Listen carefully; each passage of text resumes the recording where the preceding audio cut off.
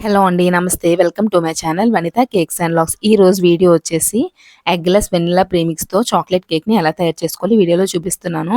నార్మల్‌గా ఏంటంటే baking powder, baking soda అన్నీ కావాలి కదండీ! ఇదేమీ లేకుండా ఒక వెనిల్లా ప్రీమిక్స్‌తోనే ప్రతి ఫ్లేవర్ కేక్ గూడా తయారు చేసుకోవచ్చు. ఇదొచ్చేసి రూ. 260 ఉంటుంది. అదే మార్కెట్‌లోకెళ్లారనుకోండి పూర్ణ మార్కెట్ 150కే వస్తుంది. ఇది పూర్తిగా ఎగ్‌లెస్. ఇక్కడ నేను ఏ రెసిపీ చేసినా గూడా అది వస్తేనే మీకు షేర్ చేస్తాను. రాకపోయినా బాలేదని జెప్పేస్తాను. ఇక్కడైతే టేస్ట్ అనేది చాలా బావుంది కేకు. ఒకసారి ఇంట్లో ట్రై చేయండి. ఇక్కడ వెనిల్లా ప్రీమిక్స్‌ని 1 కప్ వరకు తీసుకున్నాను. అందులోకి 2 టేబుల్ స్పూన్స్ వరకు కోకో పౌడర్ యాడ్ చేయాలి. టీబీఎస్పీ అని ఉంటుంది కోకో పౌడర్ అనేది మర్చిపోకండి. టీఎస్పీ అయితే వాడొద్దు.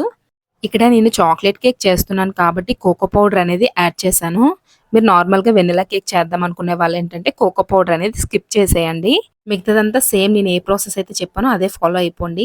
మనం ఇందాకలో కోకో పౌడర్ ప్రీమిక్స్‌ని కలిపేసుకున్నాం కదా! దాన్ని ఒకసారి జల్లించేసుకోవాలి. బేకింగ్ క్లాసెస్‌లో ఏంటంటే ఫస్ట్ జల్లించుకోవడం అనేది ఫస్ట్ ప్రాసెస్ అని చెప్తారు. అలా జల్లించుకోవడం వల్ల ఏంటంటే కేక్ అనేది బాగా పొంగుతుంది. పర్ఫెక్ట్‌గా వస్తుంది. అసలు బేకింగ్ అనేది తెలియని వాళ్ళు కూడా ఈ ప్రీమిక్స్ ఉంటే చాలా చక్కగా చేస్తారు కేక్ అనేది. అలాగే ఇంకో విషయం ఏంటంటే ఈ కేక్ అనేది పేస్ట్రీ కేక్స్ యూజ్ చేసుకోవడానికే బావుంటుంది. నార్మల్‌గా తినడానికైతే బాగోదు. బేకరీస్‌లో గూడా ఇలాంటి ప్రీమిక్సెస్ వాడి కేక్ అనేది ప్రిపేర్ చేస్తారు. కానీ ఎంత క్వాలిటీగా చేస్తారనేదే మనకు తెలియదు. ఇక్కడొచ్చేసి రవ్వ మిగిలిపోయింది కదా! అది పక్కకు పెట్టేసుకున్నాను. ఈ ఫ్లోర్‌ని ఇంకొక బౌల్‌లోకి వేసేసుకున్నాను. ఎందుకంటే అందులో కలపడానికి అవ్వదు కాబట్టి. ఇక్కడ 1 టీ స్పూన్ వరకు రిఫైన్డ్ ఆయిల్ వేయాలి. Flavourless oil.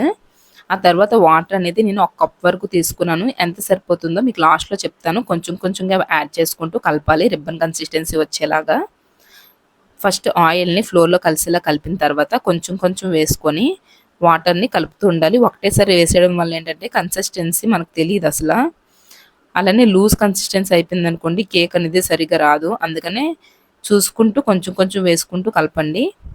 నేను ఈ వీడియోలో కేక్‌ని ఎలా లేయర్స్‌గా కట్ చేసుకోవాలో, ఫిల్లింగ్ చేయాలి అవేం చూపించట్లేదు. ఎందుకంటే మన ఛానల్‌లో ఆల్రెడీ వీడియోస్ ఉన్నాయి.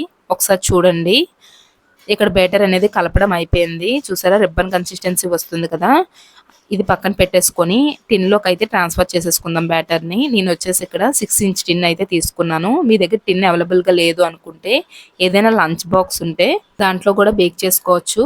ఇలా 2 టైమ్స్ ట్యాప్ చేశాక కుక్కర్‌లో పెట్టేయాలి. ఇక్కడ 1 కప్ చూపించాను కదా వాటర్, హాఫ్ కప్ అయ్యింది నాకు. లాస్ట్‌లో చూపిస్తానన్నాను కదా! ఇప్పుడు కుక్కర్‌లో స్టాండ్ పెట్టి నార్మల్‌గానే పెట్టేసాను టిన్ను. విజిల్ అలానే బెల్ట్ లేకుండా మీడియం టు సిమ్ చూపిస్తున్నాను చూడండి స్టవ్ ఎలా ఉండాలో.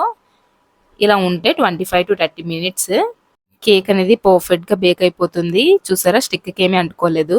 ఇప్పుడు చూపిస్తాను చూడండి ఎంత స్పాంజ్‌గా వస్తుందో. ఇందులో వెనిల్లా ఎసెన్స్ గానీ, బేకింగ్ పౌడర్ గానీ, బేకింగ్ సోడా గానీ, మైదా గానీ, ఎగ్ గానీ ఏమీ వేయలేదు.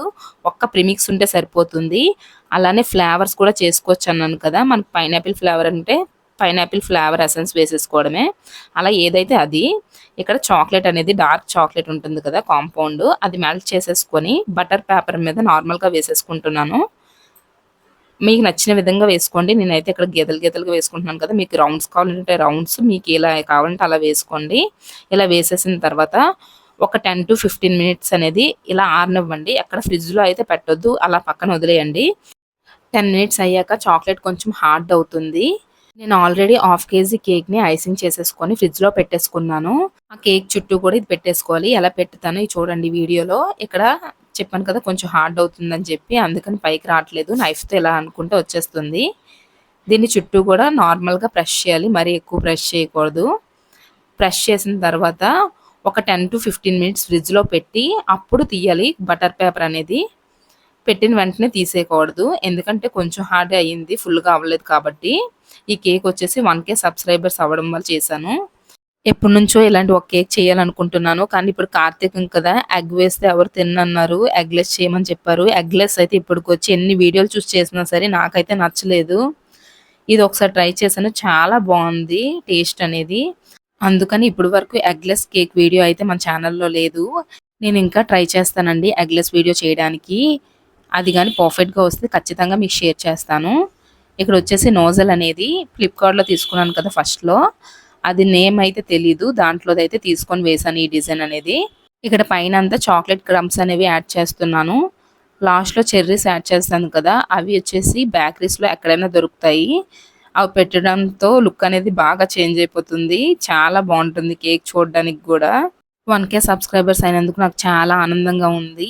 నన్నెవరైతే సపోర్ట్ చేసి ఇప్పటి వరకు తీసుకొచ్చారో వాళ్ళందరికీ చాలా థాంక్స్ అండి. ఇలానే ఇక ముందు కూడా సపోర్ట్ చేయాలని అనుకుంటున్నాను. ఇక్కడ యూట్యూబ్ అని లోగో ఉంది కదా! అదొచ్చేసి ప్రింటర్‌లో తీసుకున్నాను. అవి ఎడిబుల్ అయితే కాదు. ఈ కేక్ ఎలా ఉందో ఖచ్చితంగా కామెంట్ చేసైతే చెప్పండి. మరిన్ని మంచి మంచి వీడియోస్ కోసం మన ఛానెల్‌ని లైక్ చేసి సబ్స్క్రైబ్ చేసుకోండి. Thank you. బాయ్.